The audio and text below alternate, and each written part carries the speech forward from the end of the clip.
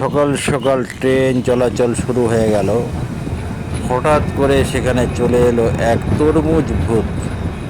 সেই তরমুজ ভূত ট্রেনে ওঠার চেষ্টা করলো, কিন্তু সে উঠতে পারলো না। ট্রেনটি ছিল লাক্সারি ট্রেন, দরজাগুলো বন্ধ। এই যে সে উঠতে না পেরে এখন হাঁটাহাঁটি করছে। তারপরে সে লাইনের এপার থেকে ওপারে চলে গেল। আর একটা ট্রেন এলো। সে ড্রাইভারকে সে হাত দিয়ে কিছু একটা বলার চেষ্টা করছে, কিন্তু ড্রাইভার তো আর শূন্যওয়ালা পাত্র নয় যে তরমুজ ভূতের কথা শুনবে।